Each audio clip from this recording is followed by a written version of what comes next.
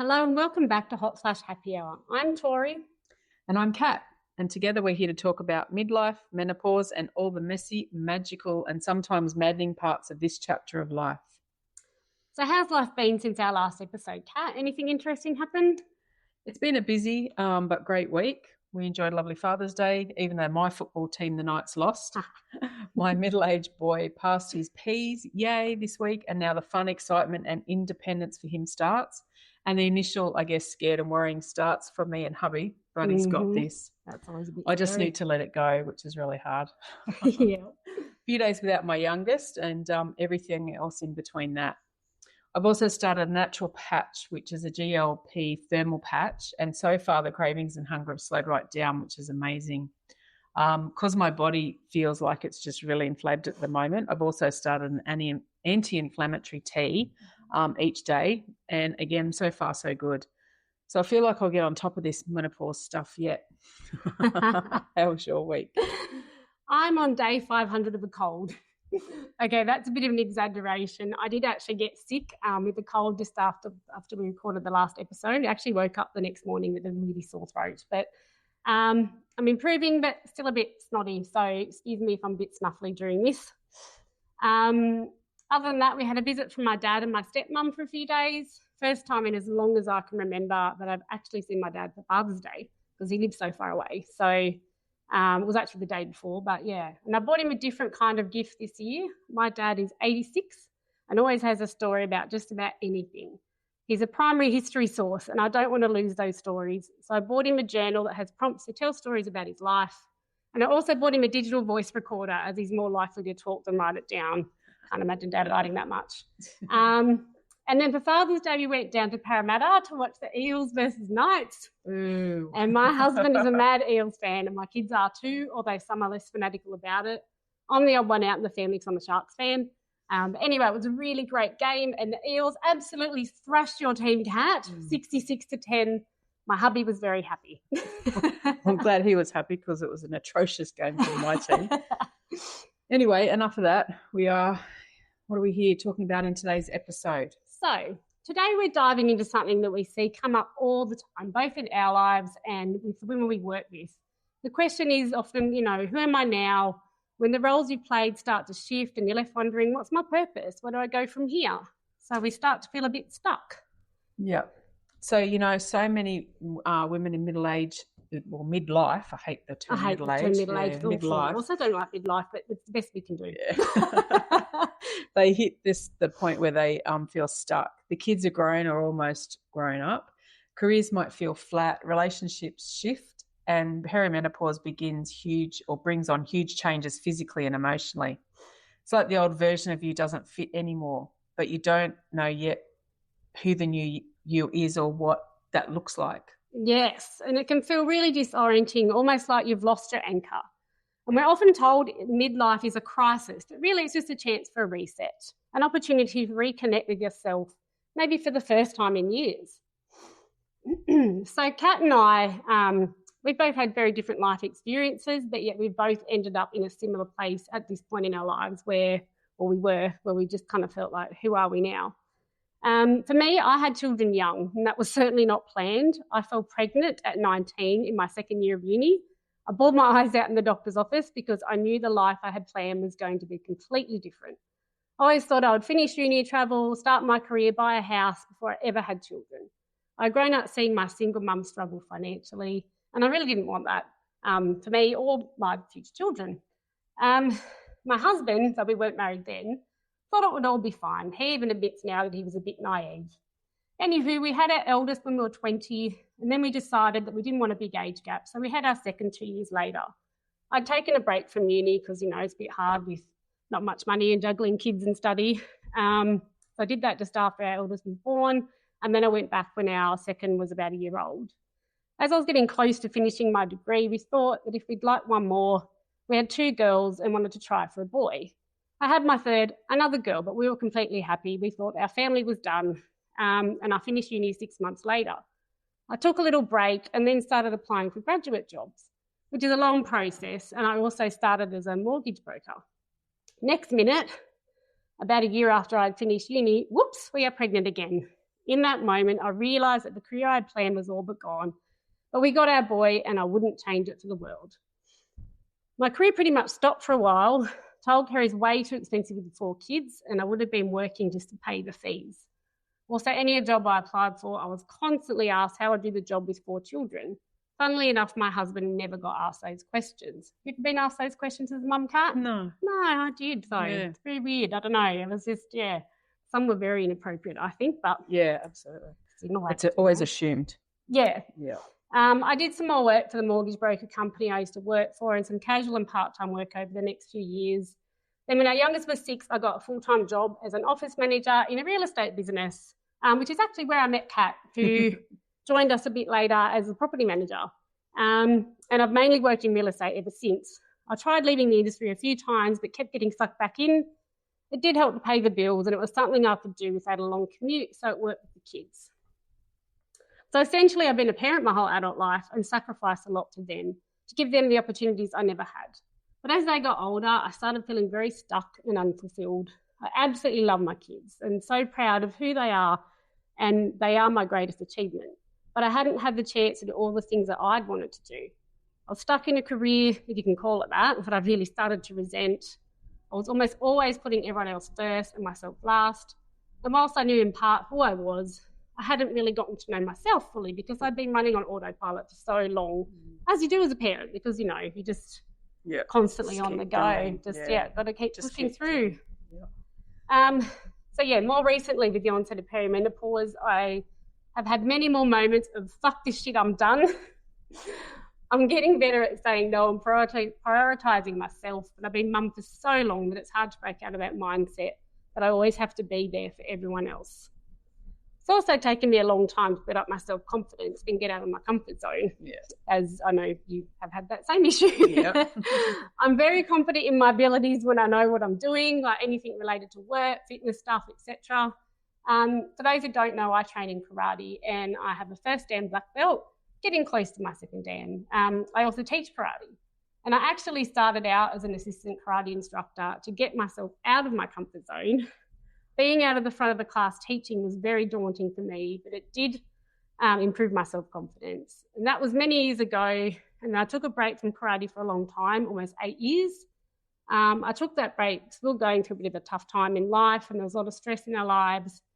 And I gave up the one thing I had for myself because I thought that's what I had to do, to help fix shit, basically. Give up on yourself. Yeah, exactly. I'm so grateful I decided to go back. I actually went back it was the best thing about lockdown. Not most things were not, but they had Zoom classes and I was like, right, no excuse, you can do them from home. And I'm so glad that I did because it really does help with my self-confidence and trusting in my own abilities. I still struggle with self-doubt at times, like doing this podcast. We all do. We had to psych ourselves up. We even had to psych ourselves up before this episode. Yeah. Becoming a life coach, but I know that if I push myself through that discomfort, it will definitely be worth it in the end. I'm still on my journey, but after a lot of reading, listening to audio books and podcasts, and studying a few courses, I'm getting myself out of the stuckness, and moving into being what I really want to do and who I want to be. I'm still essentially me. My personality hasn't really changed, but I am more confident, happier version, but still with my fuck this shit moments. And we all have them. That we do. Sometimes daily, sometimes they, figure out to every couple of weeks. Yeah. So a little bit about myself. I guess I could say, or you could say, I've been a jack of all trades, a master of none. I've tried so many different careers in trying to find my passion. I was married in my early 20s, and after my divorce to my first husband, I purchased and owned a cafe in Surrey Hills in Sydney in my late 20s. And I bought him out from our 2 properties. When I first opened up, the area was flourishing with the clothing trades around the area, and it was also across the road from News Corp. After a period of time, the clothing trades all started to move to Alexandria, another suburb in Sydney, and you could tell things were starting to change, but also there were more cafes opening up in the area, so the trade really was starting to pull back there. My original stuff, people moving in to live where the trades were moving out, and the trade was a big part of the customer base. Yeah. my original staff and manager were ready to move on, so I made a decision to sell. I only pretty much made the same amount back that I purchased it for. So after spending all the time and money doing it up, it was really probably a bit of a loss at the But end. at least you did it. But it was the experience, and I Yeah, loved it. I was so that's passionate to it. do it, so it was good. Yeah. I also ended up selling my investment unit and home after some time. The market at that time hadn't increased that much. So in hindsight, I should have held on to them. But, hindsight's a great thing. Yep, that's a wonderful thing. Yeah. I then worked several management positions, and most of my roles, thank God, luckily, I don't know what you say, have been through word of mouth or recommendation, which has been really interesting. I've also been able to, when I had my young kids, a bit different to Tori, was I had the ability to work from home for quite a few of the roles. So I was blessed in that way. But I guess part of my growing and finding my passion was chopping and changing so much. Yeah. So much. I always have been heavily into personal development, reading books and attending seminars to find what it is that I really wanted to do. Came with that also was, I guess, churning through a lot of the dollars to find that passion. Yep. Course after course after course. Yeah. My current husband and I were married after we had our 2 boys, and we then decided to move to the Central Coast due to family factors and lifestyle, as it was taking him 2 hours each way to get to and from his job in the city. And he was coming home with a fuck this shit attitude.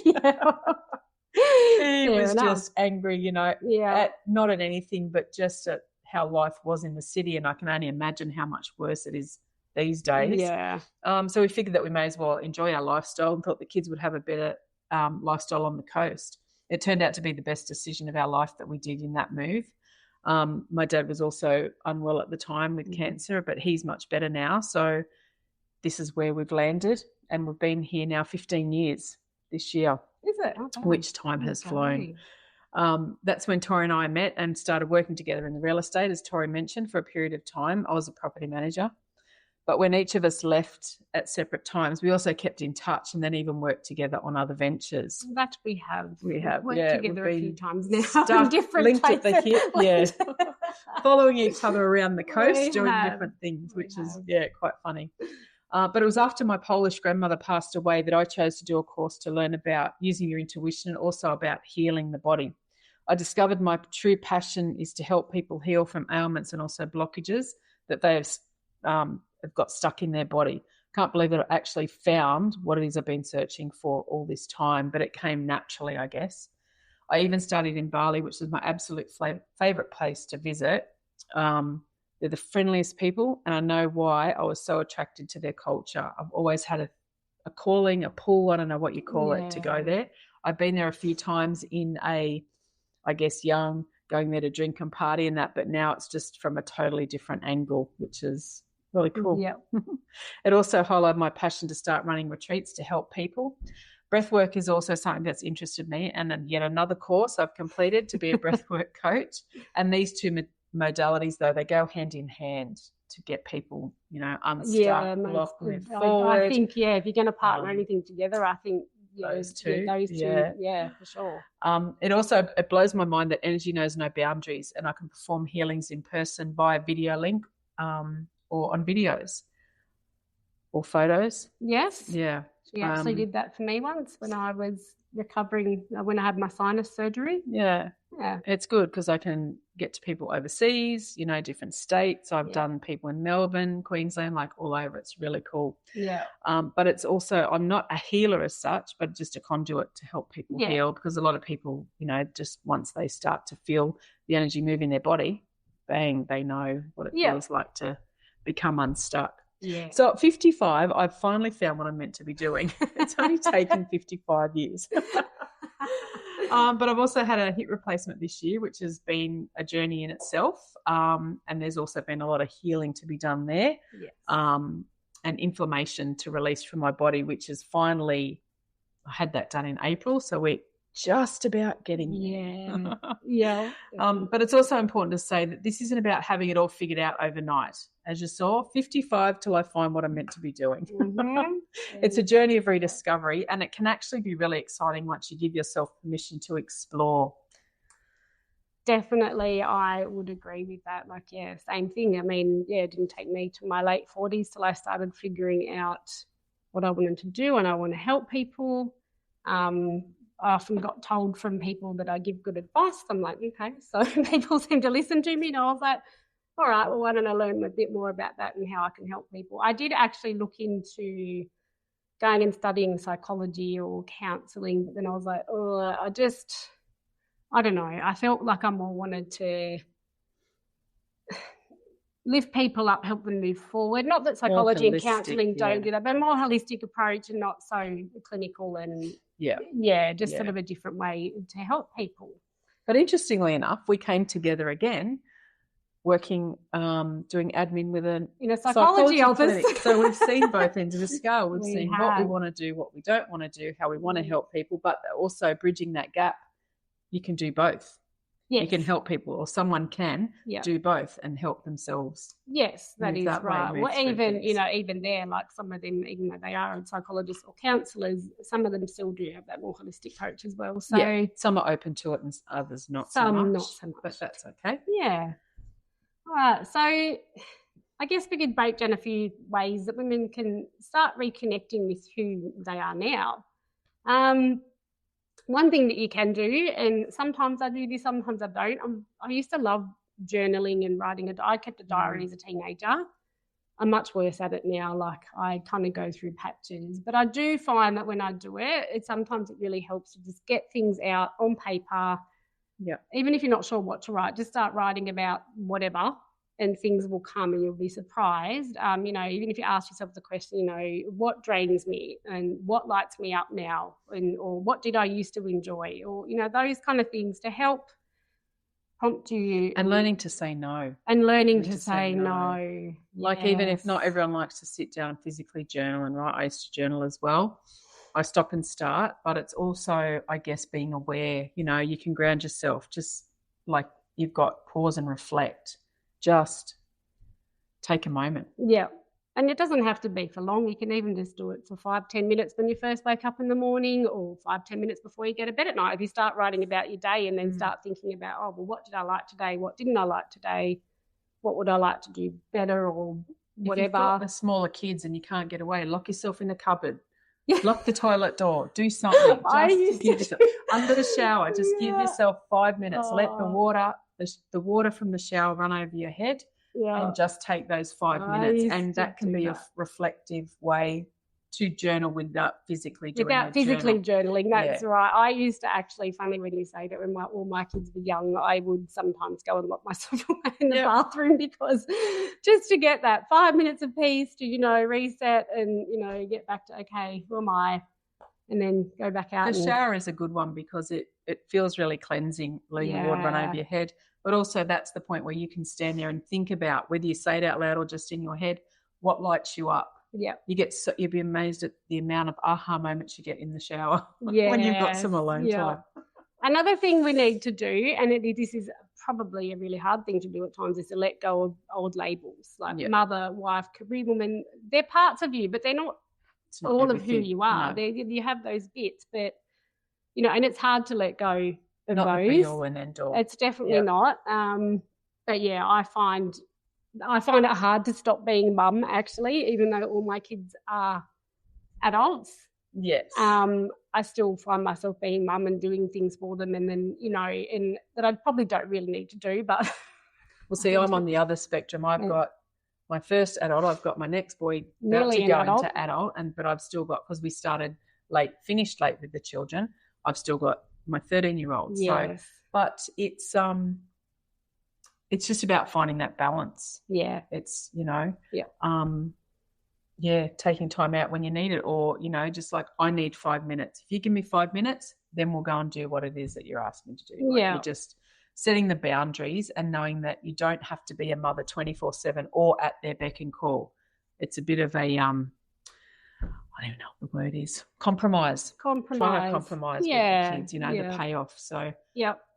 And it is okay to say no to them sometimes and say, sorry, I'm not going to do that for you right now. Absolutely. They will survive. I mean, little kids different, but teenagers and onwards, you don't have to stop everything for them straight away unless they really need it. Obviously, that's a different situation. And sometimes it feels like it happens overnight. So I guess there is a part of you that mourns when your kids do grow up to that adult point. Definitely. With Tyson, he joined the police force. He graduated on the Friday, and then he had to be at his posting on the Monday. So we had no time to process it. He didn't have time to process it. Yeah. You know, he went from this kid living at home to going out, moving on his own, starting work the next Monday. So, you know, there is that quick turnover, and sometimes even if it's a normal process of just moving up the road, it's still leaving you as an empty nester to have time to process. And that's okay. You can grieve that. You can. Oh, of course you can. I think when our eldest moved out, it was a hard one, but then it kind of was made a little bit easier because literally she moved out, and then I think about a month later we went into lockdown. This was in 2020. So to be honest, it was kind of good that we had one less person in the house with everyone at home trying to, you know, my husband and I both trying to work full time from home, our second eldest daughter doing uni, and then the two youngest still in school. And so, yeah, I agreed to her going, but also it was sort of good timing. Yeah. But yeah, it is hard too. I don't know what it's going to be like when we have all of them gone. We've still got two at home, plus our bonus Irish son Josh, who's been staying with us to come over here to play rugby. But it'll be quiet, and you do miss that chaos of kids sometimes. The more time you have to yourself, the more you do eventually appreciate it and realise, okay, I need to, and I think this was for me too, like, okay, I need to figure out what I want to do, and it's okay to do things for me, and I can actually start to do the things I really enjoy. So it goes back to now, that's probably a good time when you are feeling that, rather like, so you live in that sad, reflective moment for a while, but then it's important to start reconnecting with your joy. So thinking back what you did as a kid, as a teen. Yeah. What was it that lit you up when you thought about doing something, or the possibility of what you could do with your life, whether it's a job, career, or even a hobby? Yep. So before all of those parent responsibilities and being an adult responsibility was taken over, what was it that lit you up? That might be where you start to journal again. You know, what is it that you want to do? Yeah. Yeah. What lights your soul up? Yep. That you can take on now, the next part of your, you know, career, life, hobby, whatever that be.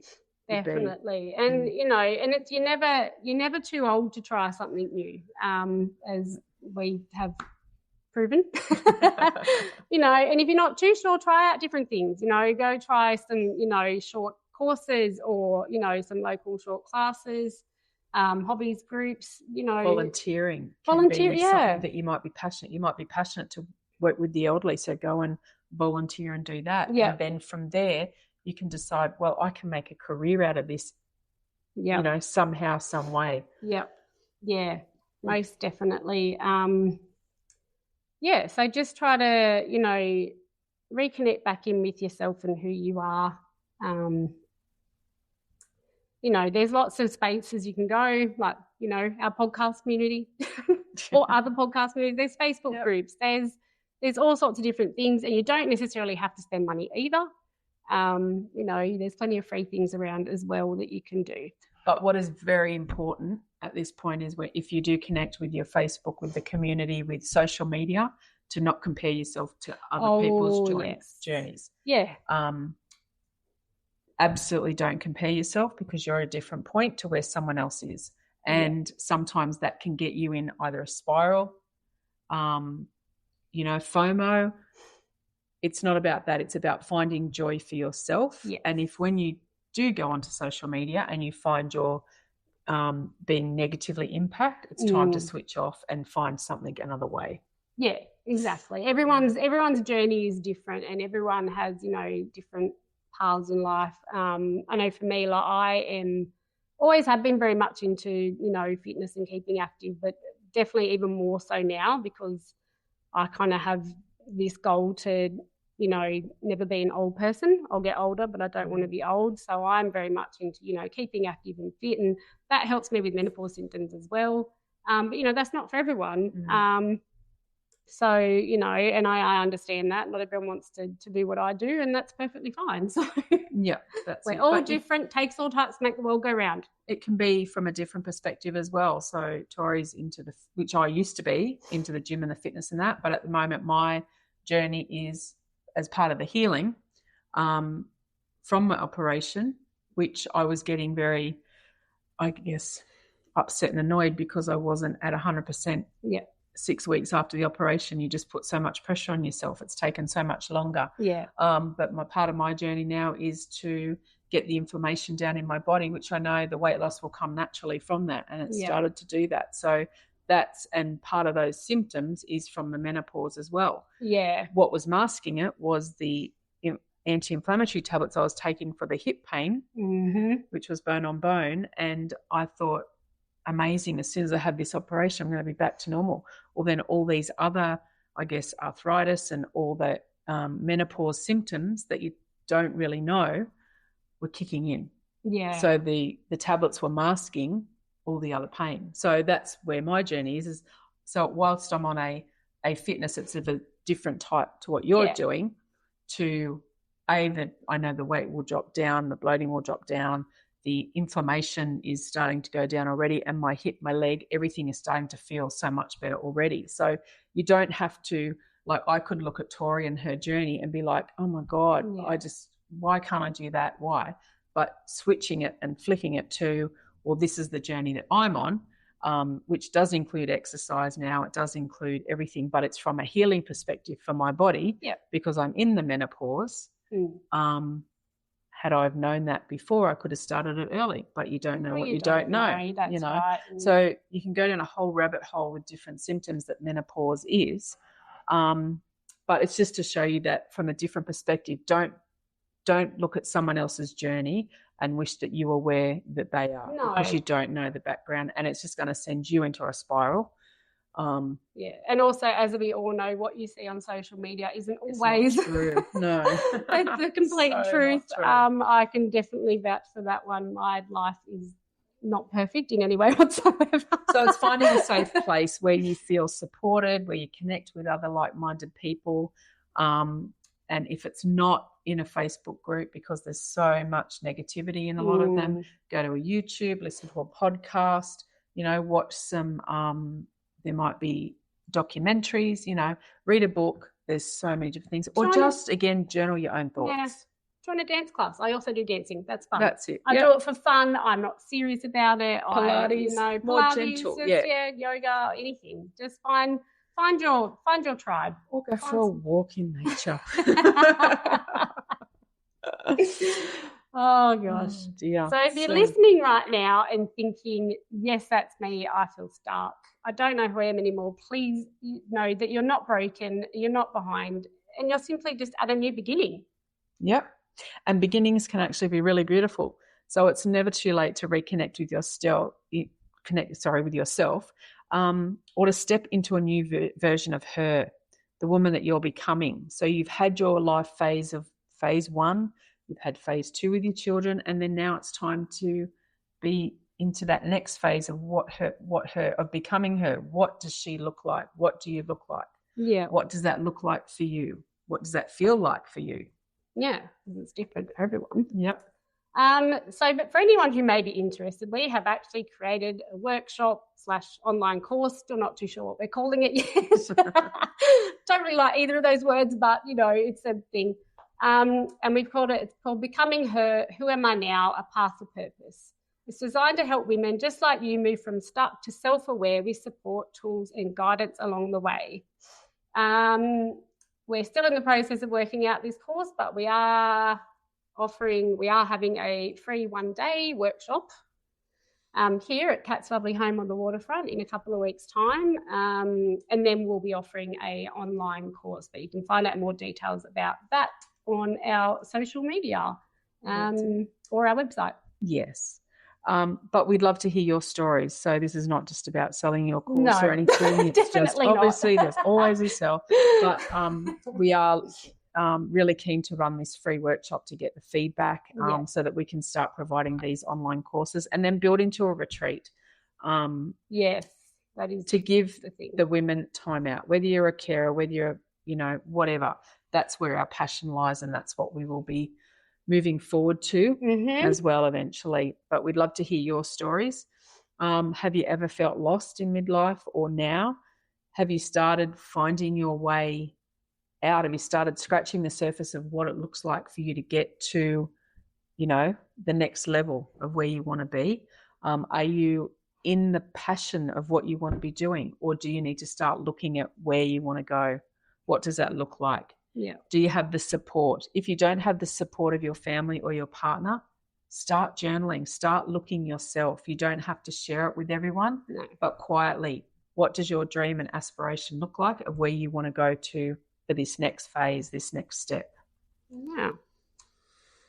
Well, I think that's kind of it for today, I think. All right. So thanks for hanging out. Yeah. Exactly. Thanks for hanging out with us on Hot Flash Happy Hour. If you love today's chat, make sure to follow the podcast so you don't miss an episode. And hey, also share it with a friend who may need a laugh. Kat, where can they find us?